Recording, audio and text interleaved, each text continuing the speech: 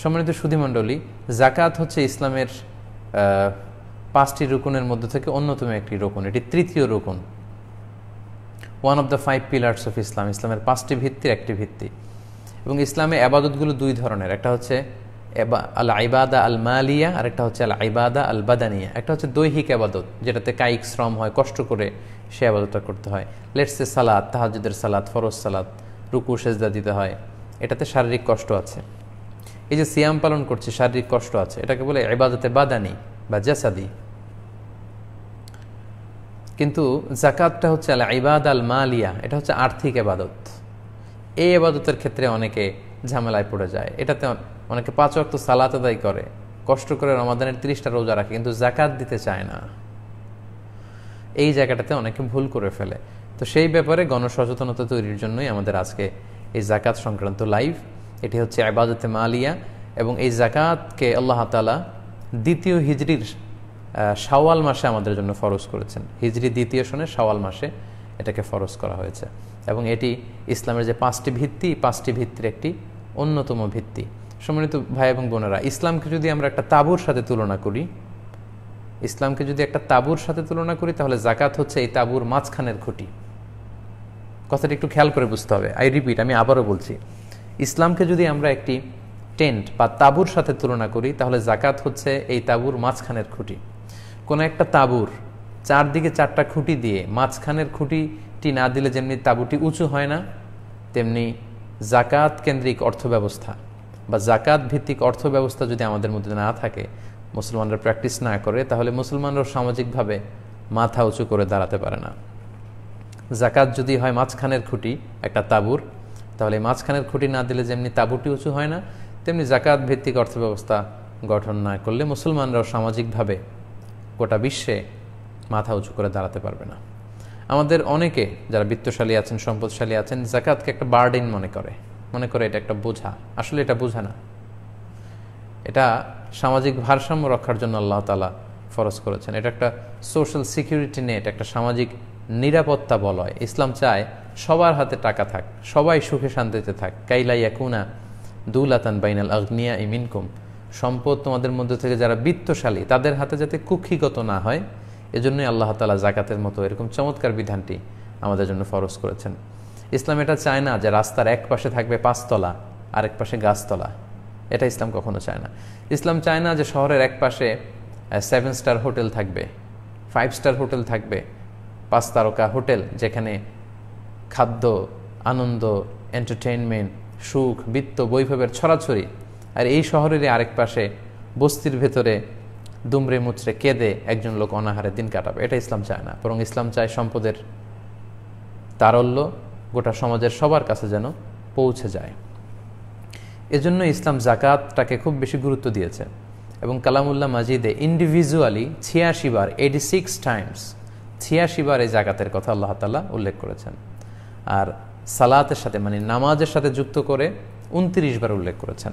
নানাভাবে আল্লাহ তাআলা এই জাকাতের কথা বলেছেন। কোথাও আল্লাহ বলেছেন আকামাস সালাহ ওয়া আতাজ যাকাত, তারা নামাজ কায়েম করে জাকাত দেয়। কোথাও বলেছেন ইউকিমুনাস সালাতা ওয়া ইউতুনাজ যাকাত, বিশ্বাসীরা তারা সালাত কায়েম করে জাকাত দেয়। কোথাও বলেছেন আকামুস সালাতা ওয়া আতাউজ যাকাত। নানাভাবে নানা ফর্মে আল্লাহ তাআলা এই জাকাতের কথা কিন্তু উল্লেখ করেছেন। এবং সম্মানিত দিনী ভাই এবং বোনেরা, মজার ব্যাপার হচ্ছে জাকাত কিন্তু শুধু আমাদের উপরই ফরজ নয়, আমাদের আগে যত নবী ছিল, যত উম্মত ছিল, সবার উপরে কিন্তু আল্লাহ তাআলা এই জাকাতকে ফরজ করে দিয়েছিলেন। আমরা যদি বর্তমান পৃথিবীতে অন্যান্য ধর্মের দিকে তাকাই, তাহলে দেখব হিন্দু ধর্মে তারাও কিন্তু ডোনেশনের ব্যাপারে উদ্বুদ্ধ করে। আমরা যদি বৌদ্ধ ধর্ম দেখি, বুদ্ধিস্টরাও কিন্তু চ্যারিটি করে। তার মানে বর্তমান পৃথিবীতে যত ধর্ম আছে সব ধর্মই চ্যারিটি করা, দানের ব্যাপারে উৎসাহ দিয়েছে। কিন্তু ইসলাম এক্ষেত্রে অনন্য, অসাধারণ, ইউনিক, কমপ্লিটলি ইউনিক।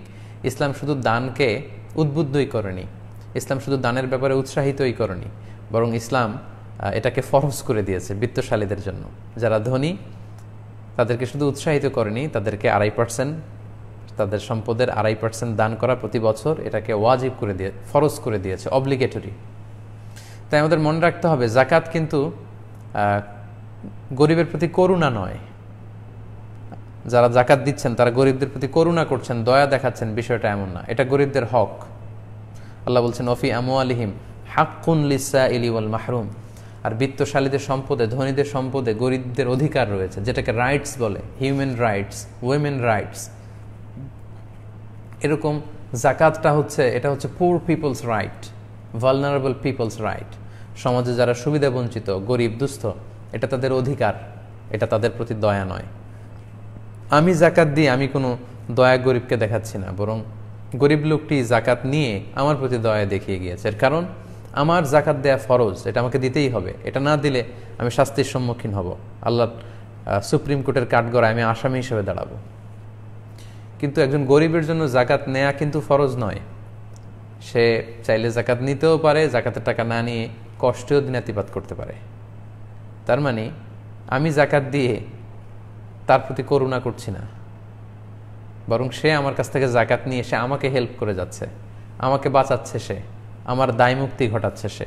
কারণ এটা দিতে না পারলে আমি কিন্তু দায় থেকে মুক্ত হচ্ছি না। তাই আমার প্রিয় বিত্তশালী ভাই এবং বোনেরা যারা আছেন, আমরা যেন কখনো এটা মনে না করি যে জাকাত দিয়ে আমরা করুণা করছি না। এটা অব্লিগেটরি, আমাদের ফরজ কাজটুকুন আমরা করছি। এই জন্য সূরা তিরমিজির একটি হাদিসে আল্লাহ রাসূল সাল্লাল্লাহু আলাইহি ওয়াসাল্লাম বলেছেন, ইযা আদাইতা যাকাতা মালিক ফাকাদ কাদাইতা মা আলাইক। যখন তুমি জাকাত দিলে তখন তুমি করুণা করোনি, বরং তোমার উপর যেটা অবধারিত ছিল তুমি সেটাই করেছ। এবং ইসলামের এই জাকাতের সিস্টেম, এটা রাষ্ট্রীয়ভাবে উত্তোলনের কথা, অর্থাৎ গভর্নমেন্ট এই জাকাতকে কালেক্ট করবে এবং যারা গরিব পুর সিটিজেন আছে তাদের মধ্যে বিতরণ করবে। সহিহ বুখারীর বর্ণনা যে তুখাযু মিন আগনিয়াইহিম ওয়া তুরাদ্দু আলা ফুকারাইহিম। It will be taken from the richer section of the society and it will be distributed to the poor people, the vulnerable people of the society. এটা মুসলিম সমাজের ধনীদের থেকে উত্তোলন করা হবে এবং গরিবদের মধ্যে বিতরণ করে দেওয়া হবে, যাতে করে সমাজে দারিদ্র্য বিমোচন হয়ে যায়, খাদ্যের অভাবে, টাকার অভাবে কেউ যাতে আর কখনো কষ্ট না পায়। অর্থাৎ এই অর্থের তারল্য, এই লিকুইডিটি যাতে সবার হাতে হাতে থাকে, সবাই মিলে যাতে একটা সুখী সমৃদ্ধ দেশ এবং সমাজ গড়ে তুলতে পারে। এবং আমরা কিন্তু দেখেছি এটার সুফল। আমরা যদি ওমরে ফারুক রাদিয়াল্লাহু তাআলা আনহুর সময়কালের দিকে তাকাই, ওসমান যুন নূরাইনের সময়কালের দিকে তাকাই, আমরা পঞ্চম খলিফা ওমর ইবনে আব্দুল আজিজের সময়কালে যদি তাকাই, জাকাতের সঠিক এবং সুষ্ঠু ব্যবহারের মাধ্যমে ওনারা এমন ওয়েলফেয়ার স্টেট গঠন করেছিলেন যে জাকাতের টাকা দেওয়ার মতো লোক ছিল না।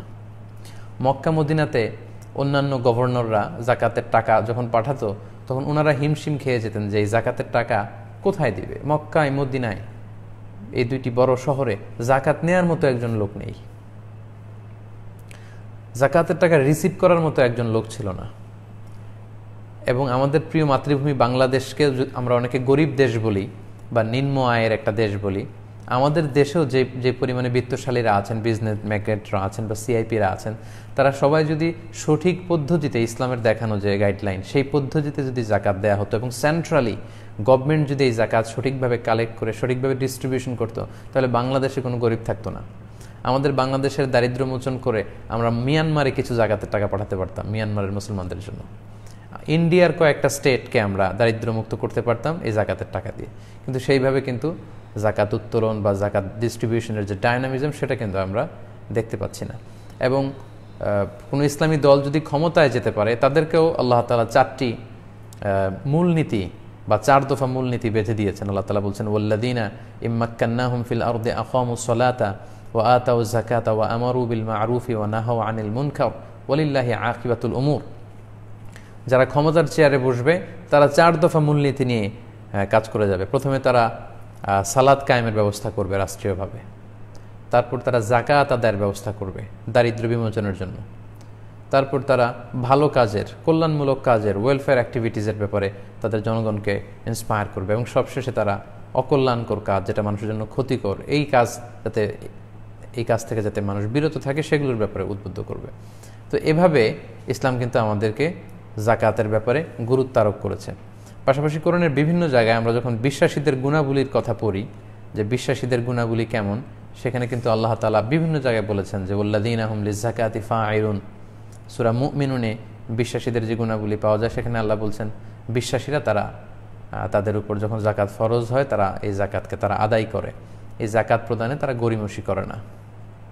তাই সম্মানিত দিনী ভাই এবং বোনেরা, আল্লাহ তাআলা আমাদের যাদেরকে তার বিশেষ নেয়ামতে বিত্তশালী বানিয়েছে, সম্পদশালী বানিয়েছে, সলভেন্ট বানিয়েছে, আমরা যেন আমাদের এই ফরজ জাকাতটুকু অত্যন্ত গুরুত্বের সাথে আদায় করি। এ পর্যায়ে আমরা জানব যাদের উপরে আল্লাহ তাআলা জাকাত ফরজ করেছেন, জাকাত ফরজ হওয়ার পরেও যারা এই জাকাত আদায় করেনি তাদের ব্যাপারে ইসলাম কি বলে, তাদের ব্যাপারে কোনো শাস্তির ঘোষণা আছে কিনা সে ব্যাপারে আমরা শুনব। আমরা যদি পবিত্র কালামুল্লাহ মাজিদের আয়াতগুলো এবং আল্লাহ রাসূল সাল্লাল্লাহু আলাইহি ওয়াসাল্লামের প্রফিটিক যে হাদিসগুলো, ট্র্যাডিশনগুলোর দিকে তাকাই, তাহলে দেখব যে জাকাত ফরজ হওয়ার পরেও যারা জাকাত আদায় করতে চাইবে না বা জাকাত আদায় করবে না তাদের ব্যাপারে কঠিন হুঁশিয়ারি ঘোষণা করা হয়েছে এবং ভয়ঙ্কর শাস্তির ঘোষণা দেওয়া হয়েছে। সূরা তাওবার 34 নম্বর আয়াতে আল্লাহ তাআলা এই ব্যাপারে জাকাত যারা আদায় করবে না তাদের শাস্তির ব্যাপারে সুস্পষ্ট ঘোষণা দিয়েছেন। আল্লাহ বলছেন, ওয়াল্লাযীনা ইয়াকনিজুনা আয-যাহাবা ওয়াল ফিদ্দাতা ওয়ালা ইউনফিকুনাহা ফি সাবিলিল্লাহি ফাবাশশিরহুম বিআযাবিন আলীম। নবী হে, যারা স্বর্ণ, রৌপ্য, টাকা পয়সা, ব্যাংক ব্যালেন্স এগুলোকে গচ্ছিত করে রাখে, জাকাত ফরজ হওয়ার পরেও জাকাত দেয় না, তাদেরকে আপনি কঠিন আযাবের, কঠিন শাস্তির সুসংবাদ দিন। শাস্তির আসলে সুসংবাদ হয় না, শাস্তির হয় দুঃসংবাদ। কিন্তু এখানে সুসংবাদ বলে আল্লাহ তাআলা শাস্তিটা যে খুব ভয়ঙ্কর হবে এবং যারা আদায় করলো না তারা যে অনেক বড় পাপ কাজ করলো এই বিষয়টা বোঝানোর জন্য বললেন তাদেরকে সুসংবাদ দেন যে এমন কঠিন শাস্তি দেয়া হবে যেটা তারা কল্পনাও করতে পারবে না। ইয়াউমা ইউহমা আলাইহা ফি নারি জাহান্নাম ফাতুকুয়া বিহা জিবাহুহুম ওয়া জুনুবুহুম ওয়া যুহুরুহুম হাযা মা কানাসতুম লিআনফুসিকুম ফাযুকু মা কুনতুম তাকনিজুন। তারপরের আয়াতেই সূরা তাওবার 35 নম্বর আয়াতে আল্লাহ বললেন, সেদিন যে সম্পদগুলো তারা জমিয়ে রেখেছিল এগুলোকে আগুনে পোড়ানো হবে, আগুনে পুড়িয়ে এগুলো দিয়ে যারা জাকাত দেয়নি তাদের কপালে দগ্ধ করা হবে, তাদের পাজরে দুই পাশে দগ্ধ করা হবে, তাদের পিঠে ছেঁকা দেওয়া হবে। এই সম্পদগুলোকে বিশাল লোহার খুন্তি বানিয়ে কপালে, পাজরে, পিঠে তাদেরকে ছেঁকা দেওয়া হবে। আর তাদেরকে বলা হবে, হাযা মা কানাসতুম লিআনফুসিকুম, এই তো তোমাদের সম্পদগুলো যেগুলো তোমরা নিজেদের জন্য গচ্ছিত রেখেছিলে। ফাযুকু মা কুনতুম তাকনিজুন, এখন যেগুলো জমা করে রেখেছিলে এগুলো স্বাদ, যেহেতু খাওয়ার জন্যই তোমরা রেখেছিলে, আজকে এগুলো স্বাদ তোমরা খাও, এগুলো তোমরা ভক্ষণ করো। এভাবে ভয়ঙ্কর শাস্তি কিন্তু যারা জাকাত দেয়নি তাদেরকে দেওয়া হবে। সূরা আলে ইমরানের মধ্যে আল্লাহ তাআলা বলছেন, সাইয়ুতাওয়াকুনা মা বাখিলু বিহি ইয়াউমাল কিয়ামা, যারা জাকাত দেওয়ার ক্ষেত্রে গরিমসি করেছে, কৃপণতা করেছে, ওই জাকাতের সম্পদগুলোকে লোহার বেড়ি বানিয়ে তাদের গলায় পড়া হবে ইয়াউমাল কিয়ামা, এবং সেই লোহার বেড়ি কিয়ামতের মাঠেই তার গলার মধ্যে পরিয়ে তাকে টানা হেঁচড়া করা হবে। সম্মানিত দিনী ভাই এবং বোনেরা, পৃথিবীতে যত পাপ আমরা করব এই সকল পাপের শাস্তি কিন্তু দেয়া হবে জাহান্নামে ঢুকিয়ে। এই পৃথিবীতে যে সমস্ত পাপ করা হয়েছে এই পাপের জন্য আগে কিয়ামতের ময়দানে বিচার হবে, বিচার শেষে জাহান্নামে ঢুকিয়ে শাস্তি দেয়া হবে। কিন্তু মানিউজ যাকাত, যে যাকাত দিতে চায় না, যাকাত ফরজ হওয়ার পরেও যে যাকাত দেয় না, তার শাস্তি কিন্তু হাসরের মাঠেই হবে। আল্লাহ বলছেন, সাইয়ুতাওয়াকুনা মা বাখিলু বিহি ইয়াউমাল কিয়ামা, যে ব্যাপারে তারা কৃপণতা করবে জাকাত দেওয়ার ব্যাপারে, তাদেরকে এই জাকাতের সম্পদগুলোকে লোহার বেড়ি বানিয়ে তাদের গলায় পরা হবে ইয়াউমাল কিয়ামা, in the day of judgement, in the resurrection day, কিয়ামতের দিনই তাকে গলায় বেড়ি পড়ানো হবে। লক্ষ মানুষের সামনে গলায় বেড়ি পড়িয়ে আল্লাহ তাকে অপমান করবেন। আচ্ছা, একটু খেয়াল করে ভাবুন তো, যে লোকটাকে জাকাত না দেওয়ার কারণে লক্ষ মানুষের সামনে লোহার বেড়ি পড়িয়ে টানা হেঁচড়া করে অপমান করা হবে, তাহলে এই লোকটার নামাজ কি কাজে লাগলো, তার রোজা কি কাজে লাগলো, তার হজ কি কাজে লাগলো? উনি যে তাহাজ্জুদের সালাত আদায় করতেন রাতে উঠে, তা এই তাহাজ্জুদ তার কি কাজে লাগলো? যদি এই জাকাত আদায় না করার কারণে কিয়ামতের ময়দানে লক্ষ মানুষের সামনে তাকে এইভাবে অপমানিত হতে হয়, ইনসাল্টেড হতে হয়, তাহলে তার নামাজ, রোজা, তার হজ, তার তাহাজ্জুদ, তার জিকির কোনো কাজেই তো লাগলো না। সে তো সবার সামনে মানে অপদস্থ এবং অপমানিত হয়ে ছাড়লো। তাই সম্মানিত সুধী, যাদেরকে আল্লাহ তাআলা আমাদেরকে বিত্তশালী করেছেন, আমরা যেন এই শাস্তির ভয়ে আল্লাহর রাস্তায় এই জাকাতগুলো দিয়ে দেই। পাশাপাশি সহিহ বুখারীতে এসেছে যে যারা সম্পদকে গচ্ছিত করে রাখবে, জাকাত দিবে না, এই পুরো সম্পদগুলোকে কিয়ামতের ময়দানে সুজা আন আখরা, টেকো সাপ, ভেনোমাস সাপ, বোল্ড হেডেড, যেই সাপের মাথায় কোনো চুল থাকবে না। সাপ যখন ছোবল ধরে, সাপের মাথায়ও কিছু পশম থাকে, কিন্তু যেই সাপগুলো খুব বেশি ভেনোমাস, খুবই বিষাক্ত, বিষের তীব্রতায় ওই সাপের মাথায় কোনো পশম বা চুল থাকে না। আল্লাহর হাবিব সাল্লাল্লাহু আলাইহি ওয়াসাল্লাম বললেন, তোমরা যারা সম্পদ গচ্ছিত রেখেছিলে এগুলোকে কিয়ামতের ময়দানে সেই বিষাক্ত সাপের রূপ দেওয়া হবে। যারা যাকাত আদায় করেনি তাদের পা থেকে পেঁচাতে পেঁচাতে সারা শরীরে ওই সাপ পেঁচিয়ে তাদের দুই চোয়ালে, মুখের দুই পাশে এসে ছোবল মারতে থাকবে আর বলতে থাকবে, আনা মালুক আনা কানজুক, আমি তোমার সম্পদ, আমি তোমার গচ্ছিত ধন সম্পত্তি, আমাকে ভোগ করার জন্য রেখে দিয়েছিলে, আজকে আমাকে ভোগ করো, আজকে আমাকে খাও। এভাবে যারা যাকাত ফরজ হওয়ার পরেও যাকাত আদায় করবে না তাদেরকে কিয়ামতের ময়দানে আল্লাহ তাআলা শাস্তির ব্যবস্থা করবেন। আমরা এই পৃথিবীতেও যদি একটু খেয়াল করি তাহলে কারুনের ঘটনাকে আমরা ঐতিহাসিকভাবে এখানে উপস্থাপনা করতে পারি। কারুন ছিল বনি ইসরায়েলের সবচাইতে ধনাঢ্য ব্যক্তিদের একজন এবং তিনি ছিলেন সম্পর্কের দিক থেকে মুসা আলাইহিস সালামের কাজিন, চাচাতো ভাই। তো মুসা আলাইহিস সালাম কারুনকে অনেকবার যাকাতের আদেশ করেছে যে কারণ তুমি, আল্লাহ তাআলা এই সম্পদ তোমাকে দিয়েছে, তুমি যাকাত দাও। কিন্তু কারুন অস্বীকার করে বলল, ইন্নামা উতীতুহু আলা ইলমিন ইনদি, আমি আমার বুদ্ধি, বিবেচনা, জ্ঞান আর ইন্টেলেক্টকে কাজে লাগিয়ে এই সম্পদ উপার্জন করেছি, আমি কোনো যাকাত টাকাতে এগুলো কিছু দিব না। মুসা আলাইহিস সালাম বারবার রিমাইন্ডার দেওয়ার পরেও যখন সে শুনেনি, তখন মুসা আলাইহিস সালাম কারণকে বলল, তাহলে তুমি আল্লাহর পক্ষ থেকে আযাবের অপেক্ষায় থাকো। ঠিকই আল্লাহ তাআলা আযাব পাঠালেন। আল্লাহ বললেন, ফাখাসাফনা বিহি ওয়া বিদারিহিল আরদ, সূরা কাসাস আজও সাক্ষী। আল্লাহ বলছেন, ফাখাসাফনা বিহি ওয়া বিদারিহিল আরদ ওয়া মা কানা লাহু মিন ফিআতি ইয়ানসুরুনাহু মিন দুনিল্লাহ ওয়া মা কানা মিনাল মুনতাসিরিন। আমি কারুনকে তার সমুদয় সম্পদ সহ জামিনে দাবিয়ে দিলাম। এবং সহিহ বুখারীতে এসেছে যে কারুন তার সব সম্পদ সহ প্রতিদিন 1 বিঘত করে আন্ডারগ্রাউন্ডে যেতেই থাকবে up to the day of judgement, কিয়ামত পর্যন্ত সে নিচের দিকে যেতেই থাকবে। এবং আমি স্বচক্ষে এই কারণের এই ধ্বংসাবশেষ, এই জায়গায়, ভয়ঙ্কর জায়গায়, এই লোকেশন আমি দেখে এসেছি। মিশরের রাজধানী কায়রো থেকে প্রায় 100 মাইল দূরে আল ফাইয়ুম নামে একটি জেলা আছে মিশরের, সে জেলাতে কিন্তু কারণের এই ধ্বংসাবশেষ গোটা বিশ্বের যত ধনী ব্যক্তিরা আছে, বিত্তশালী যারা যাকাত আদায় করছে না, তাদের জন্য ইতিহাসের সাক্ষী হয়ে কিন্তু ঠায় দাঁড়িয়ে আছে ওই জায়গায়।